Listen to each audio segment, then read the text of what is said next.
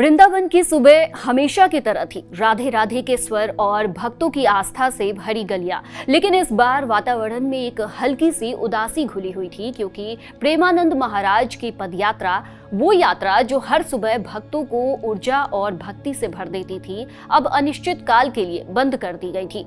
कहते हैं वृंदावन में प्रेमानंद महाराज सिर्फ एक संत नहीं बल्कि एक भाव हैं। उनके दर्शन से लोगों का दिन शुरू होता है और उनकी मुस्कुराहट कई चेहरों पर उजाला भर देती है। पर जब ये खबर आई कि उनकी तबीयत बिगड़ गई है, तो उनको मानने वाले करोड़ों लोगों के चेहरे पर मायूसी छा गई। आश्रम के बाहर भीड़ वही थी, लेकिन अब वहां मौन पसरा था। भक्त सुबह और रात दोनों वक्त खड़े रहते, उम्मीद में कि शायद आज, बस आज, महाराज बाहर आएंगे। और आखिर वो दिन आया। 12 अक्टूबर की सुबह प्रेमानंद महाराज ने अपने आश्रम से निकलकर परिक्रमा मार्ग तक भक्तों को दर्शन दिए। जैसे ही उनके दर्शन हुए, वातावरण राधे राधे के जयकारों से गूंज उठा। कई भक्तों की आंखें भर आईं, किसी ने हाथ जोड़ लिए, किसी ने झुककर प्रणाम किया और किसी ने बस उन्हें निहारते हुए आंसुओं के साथ मुस्कुराया।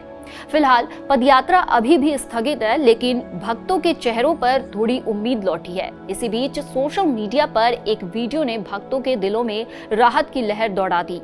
ये वीडियो उनके आधिकारिक अकाउंट भजन मार्ग ऑफिशियल पर पोस्ट किया गया था, जिसमें प्रेमानंद महाराज पहले की तरह ठहाके लगाते, मुस्कुराते नजर आए।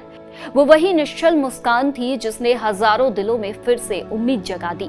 वीडियो में एक भक्त उनसे कहता है, महाराज जी, प्राइवेट नौकरी में छुट्टी नहीं मिलती। जब बॉस को बताते हैं कि घर में कोई गुजर गया, तभी छुट्टी मंजूर होती है। ये सुनते ही महाराज जोर से हंसने लगे। प्रेमानंद महाराज जी ने कहा कि कलयुग का असर है ये। झूठ बोलना पाप है और सांसारिक जीवन में झूठ कतई नहीं बोलना चाहिए। भले ही भागवत कार्यों में आप झूठ बोले, लेकिन व्यक्तिगत जीवन में कभी भी झूठ ना बोले।